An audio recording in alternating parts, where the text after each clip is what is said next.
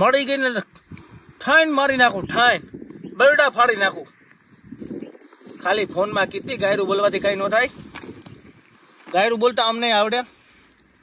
તો ભાઈઓ અત્યારે ભાઈ ધીંગાણું હાલે છે. ધીંગાણું સોશિયલ મીડિયાની અંદર નવું ધીંગાણું. જી હા મિત્રો, વાત કરી તો બધા લોકો ભેગા થઈને કીર્તિ પટેલના સોતરા કાઢવા માંગે છે. હવે મિત્રો વાત કરી તો શું મળતી માહિતી મુજબને આખો વિડીયો તમને આગળ બતાવવા જઈ રહ્યો છું.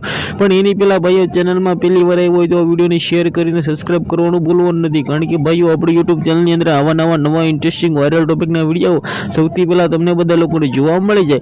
હવે ભાઈઓ વાત કરી તો તમને લોકોને ખબર છે કે કજરુભાઈને કીર્તિ પટેલનો વિરોધ કરી મિત્રો વાત કીધો 1-2 અઠવાડિયેથી ચાલી રહ્યો છે, પરંતુ એની અંદર નત નવા લોકો છે એ ખુલાસાઓ કરી રહ્યા છે અને ઘણા બધા લોકો છે એ મેદાનમાં ઉતરીને ખુલ્લામ કીર્તિ પટેલના ગોબા ઉપાડવા માંગે છે. કારણ કે કીર્તિ પટેલ તમને લોકોને ખબર છે કે જ્યાં પણ વિવાદ આવતો હોય છે વિવાદની અંદર એન્ટ્રી કરીને ખુલ્લામ મિત્રો વાત કીધો નત નવા કાંડો મિત્રો બહાર લાવતા હોય છે. પરંતુ મિત્રો આ વખતે લાલબા આહિરને ટાર્ગેટ કર્યા છે અને લાલબા આહિર અત્યારે ખુલ્લામ કીર્તિ પટેલ ગોતે છે. જે આ મિત્રો વાત કીધું તો લાલબા આહિરને કીર્તિ પટેલ મળી જશે તો ખુલ્લામ કીર્તિ પટેલના મિત્રો વાત કીધું ખુલ્લામ ગોબા ઉપાડી લેશે લાલબા આહિર.